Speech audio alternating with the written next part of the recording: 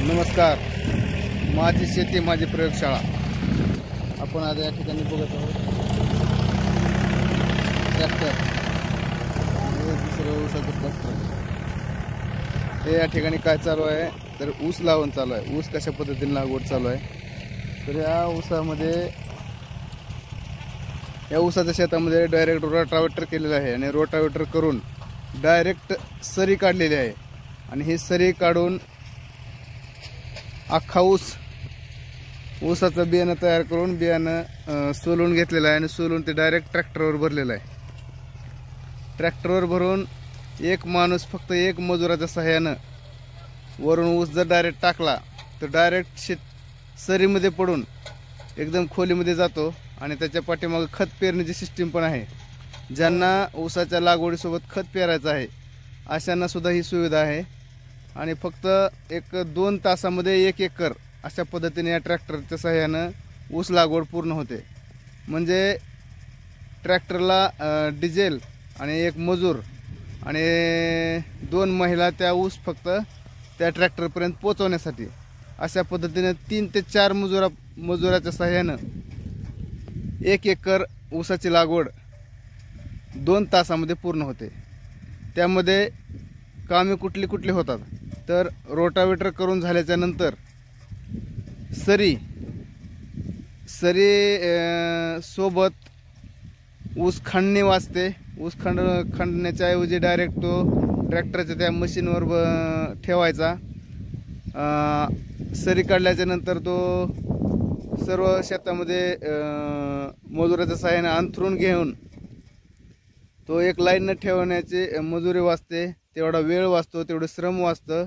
आणि तेवढ्या वेळामध्ये ते एक मजूर त्या मशीनवर बसून आरामात बसतो. आणि त्या आरामात बसल्याच्या नंतर तो फक्त एक ऊस जसं ट्रॅक्टर हळूहळू चालतो त्या पद्धतीने एक ऊस त्या ट्रॅक्टरमध्ये त्या मशीनमध्ये घालून ते बराबर 2 डोळ्यावर 1 कांडी अशा पद्धतीने कट होते आणि ते सरीमध्ये पडते. आणि आपोआप पाठीमागं त्याला 2 सऱ्या आहेत. त्या सरीच्या साह्यानं त्या ऊसाच्या कांडीवर माती पडते. अशा पद्धतीनं माती पडून त्याच्या पाठीमागं खतही त्याच्यावर थोडासा पडतो. अशा पद्धतीनं 2 तासामध्ये 1 एकर ऊसाची सरी काढण्यापासून ते ऊस लावून लागवड पूर्ण होण्यापर्यंत 2 तासामध्ये 1 एकर रान आपल्याला या ठिकाणी पूर्ण झालेलं दिसतंय. तर आपण या ठिकाणी आता आपण बघणार आहोत की कशा पद्धतीनं ऊस यांनी सोलून घेतल्यानंतर कशा पद्धतीनं ट्रॅक्टरवर भरला आहे आणि ते मशीन कशा पद्धतीने कट होते हे आपण सर्व समक्ष या ठिकाणी बघणार आहोत. आणि आपला वेळ, पैसा आणि श्रम सर्व वाचून आपल्याला एका दिवसात म्हणण्यापेक्षा 2 तासामध्ये 1 एकर क्षेत्र ऊस लागवडीचं या ठिकाणी पूर्ण झालेलं आपल्याला दिसून येतं. हे अवजार आहे रोहित कृषी अवजार. हे ऊस कट करण्याचं आणि लागवडीचं मशीन आहे. या कंपनीच्या मशीनच्या सहाय्यानं ही लागवड आपल्याला या ठिकाणी पूर्ण झालेली दिसते. हे आमचे मित्र अतुल पटेल यांनी आम्हाला ह्या मशीनचा संपर्क करून दिला आणि या मशीनचं आम्ही आत्ता प्रात्यक्षिक बघितलं. आणि हे प्रात्यक्षिक आता हे आम्ही तुम्हाला दाखवतो. हे कशा पद्धतीचं प्रात्यक्षिक आहे आणि यामध्ये काय बदल करायला हवा आहे. जर यामध्ये काही त्रुट्या असतील, काही बदल करायचा असेल तर आपण यावर कमेंट बॉक्समध्ये सांगू शकता. आणि बीज प्रक्रिया बीज प्रक्रिया दुसरं एक महत्त्वाचं सांगायचं राहिलं.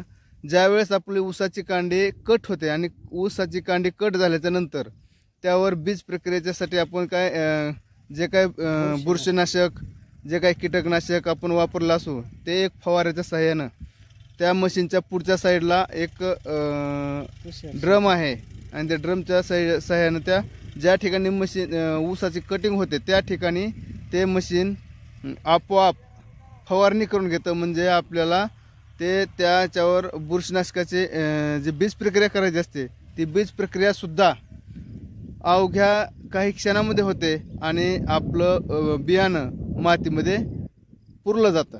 अशा पद्धतीची ही लागवड आहे. तर मीच आपल्याला सांगत होतो की यामध्ये अजून काही बदल हवा असेल किंवा काही त्रुटी आढळत असल्यास आपण कमेंट बॉक्समध्ये नक्की सांगावे. आणि आपण या चॅनलला जर सबस्क्राईब केलं नसेल तर सबस्क्राईब करावं. आणि जर हा व्हिडिओ आपल्याला आवडला तर नक्कीच दुसऱ्या शेतकऱ्यांना फायदा होईल अशा दृष्टीने आपण हा शेअर करावा. धन्यवाद.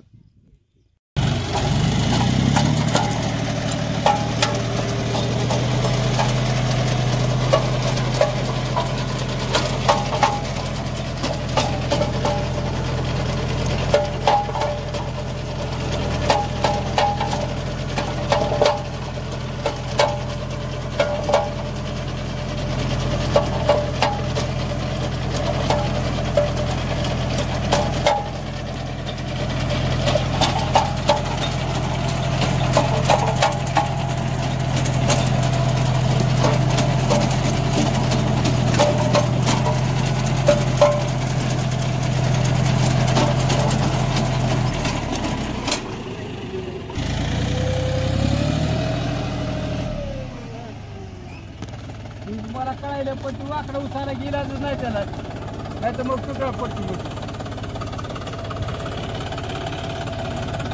त्याला सरळ उचललं असं काय नाही.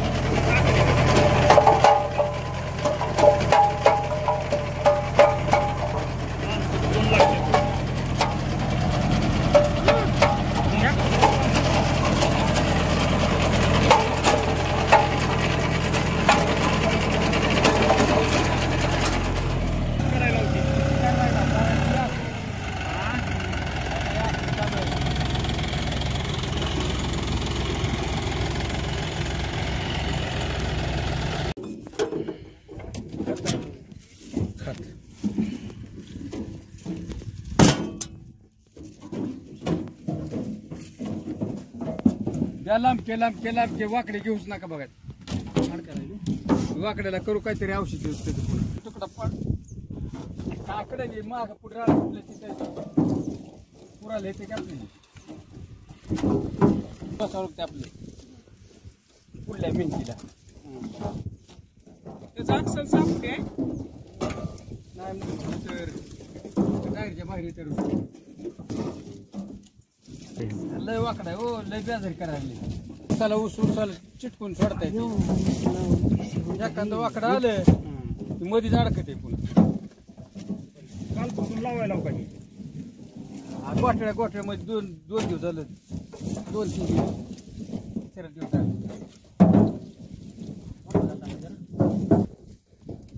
7,000 द्यायचं काम नाही कुणाला लेबर. जय हिंद, जय महाराष्ट्र, जय जवान, जय किसान.